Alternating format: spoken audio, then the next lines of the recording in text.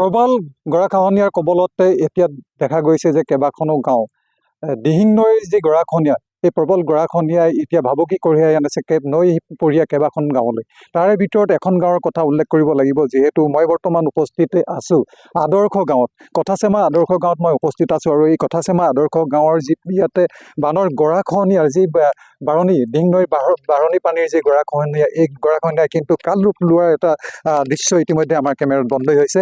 আৰু আমি আমাৰ DN News Plus-ৰ দৰ্শকক আমি দেখাবলৈ চেষ্টা কৰিম সমগ্ৰ দৃশ্য। ইতিমধ্যে মোৰ সহযোগী শ্যাম যাদৱে ইতিমধ্যে আমাৰ যি দৰ্শক আছে দৰ্শকলৈ আগবঢ়াইছে। মই অনুৰোধ জনাম শ্যাম যাদৱক, আমি যদি এই নৈ কাষৰ পৰা আমি যদি ওপৰলৈ যাওঁ, আমি কিছু কৃষিভূমি য'ত ৰবি শস্যকে আদি কৰি বিভিন্ন ধৰণৰ শস্য তাতে তেওঁলোকে খেতি বাতি কৰে, যি ইয়াৰ স্থানীয় ৰাইজ আছে।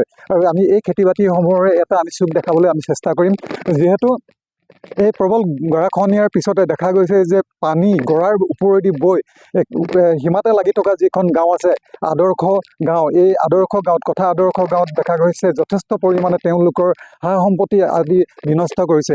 ইয়াৰ সমান্তৰালভাৱে দেখা গৈছে যে নৈ পাৰীয়া যিসমূহ খেতিৰ মাটি আছে, যিবিলাকে মাটিত তেওঁলোকে শস্য উৎপাদন কৰি তেওঁলোকৰ জীৱিকাৰ যি আহিলা আছে, সেই জীৱিকাৰ আহিলা হিচাপে তেওঁলোকে প্ৰধানকৈ এই খেতিৰ ওপৰত নিৰ্ভৰশীল। আৰু কৃষিজীৱী যিসকল লোক আছে এই লোকসকলে এনেধৰণে এই যি নৈ পাৰত খেতি তেওঁলোকে কৰে। আৰু দেখা গৈছে আমি এডৰা ইতিমধ্যে যি ভেন্দি গছ, আমি ভেন্দিৰ যি খেতি কৰিছিল সেই ভেন্দিৰ খেতি আমি দেখাবলৈ আমি যত্ন কৰিছোঁ। আৰু এয়া হৈছে ইয়াৰ সামগ্ৰিক যি আছে দৃশ্য আছে, এই দৃশ্যই এটা কথাই উনুকিয়াই দিয়ে যে এই দিহিং নৈ পৰীয়া যিসকল গাঁওবাসী আছে, যিসকল কৃষিজীৱী লোক আছে, কিন্তু আজি দেখা গৈছে যে তেওঁলোকৰ যি অৱস্থা, এই অৱস্থা কিন্তু পানীত হাঁহ নচৰাৰ দৰে দেখা গৈছে। আমি জানিবলৈ বিচাৰিম কিছু কথা ইয়াত আছে, যুৱকসকল আছে, তেখেতলোকৰ পৰা জানিবলৈ বিচাৰিম যে আপোনালোকৰ গাঁৱৰ যি এতিয়া পৰিস্থিতি, যিহেতু বানে ধুই যোৱা এখন মানে এটা যিটো পৰিস্থিতি, এই সময়ত আপোনালোকৰ সুবিধা অসুবিধা কেনেধৰণে আপোনালোকক চৰকাৰী কিবা সাহাৰ্য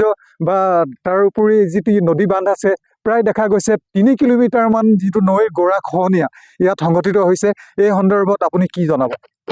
ইয়াত প্ৰথমে মই জনাওঁ জলসম্পদ বিভাগক, তেখেতসকলে জৰুৰীভাৱে তৎকালীনভাৱে ইয়াত আমাক জিঅ' বেগৰ দ্বাৰাই হওক, যিকোনো ধৰণে হওক প্ৰটেকশ্যন দিয়ক। আৰু ইয়াত চাওক, আজি প্ৰতি বছৰে ইয়াত হাজাৰ হাজাৰ কৃষিভূমি যা গৈছে, এই বছৰো ব্যতিক্ৰম নহয় যে ইয়াত এইবাৰ খেতি বাতি নষ্ট হৈছে। আমাৰ এই কচু খেতি, ভেন্দি খেতি, এই বহুত ধৰণৰ তিতা কেৰেলা, ভাত কেৰেলা ইত্যাদি বহুত ধৰণৰ খেতি নষ্ট হৈছে। সেয়ে গতিকে অসম চৰকাৰক মই অনুৰোধ জনাওঁ যে ইয়াত অতি সোনকালে ইয়াত জিঅ' বেগৰ দ্বাৰা বান প্ৰতিৰোধ কৰিবলৈ ব্যৱস্থা কৰক। আৰু মই ভাস্কৰ শৰ্মা মহোদয়ক আবেদন, আপোনাৰ নেতৃত্বত অতি সোনকালে আপোনালোকে ইয়াত পৰ্যবেক্ষণ কৰি যাওক আৰু জলসম্পদ বিভাগৰ মন্ত্ৰী মহোদয়ক আপোনালোকে তথ্য দিয়ক যে ইয়াত কেনেধৰণৰ পৰিস্থিতি হৈছে। হয়, ধন্যবাদ জনাইছোঁ। তেওঁ ইতিমধ্যে প্ৰকাশ কৰিছে যে এই যি দিহিং নৈৰ যি প্ৰবল গৰাখহনীয়া, এই প্ৰবল গৰাখহনীয়াই আজি কালৰূপ ধৰি যিদৰে ইয়াতে খেতি বাতি বিনষ্ট কৰিছে, ইয়াৰ কিন্তু আজিলৈ গমগতি ল'বলৈ ইতিমধ্যে কোনো চৰকাৰী প্ৰশাসনৰ লোক অথবা জনপ্ৰতিনিধি ইয়াত আহি উপস্থিত হোৱা নাই। আৰু ইয়াৰ আৰু এজন যুৱক আছে, তেখেতৰ ওচৰলৈ মই যাবলৈ বিচাৰিম। আপুনি কি ক'ব, যিহেতু আপোনালোকৰ গাঁওখন যথেষ্ট অনিষ্ট কৰিছে যি গৰাখহনীয়াই হওক বা নদীৰ বাৰণী পানীয়ে হওক?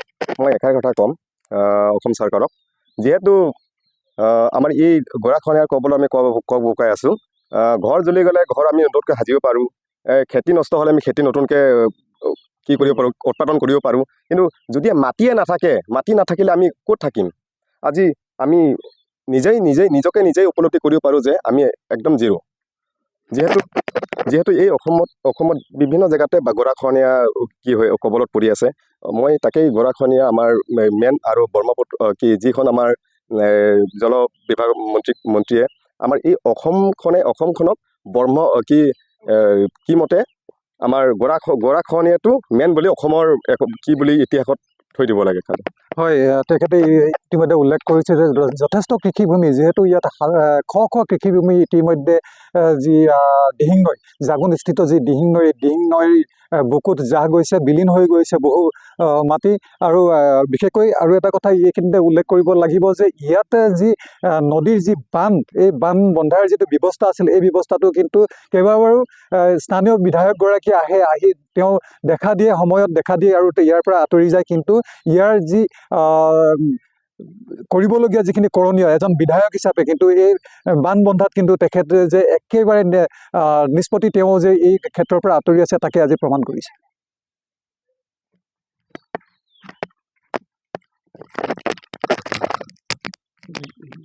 যিকোনো খবৰৰ বাবে যোগাযোগ কৰক 7099017330 লগতে 7099017110 নম্বৰত।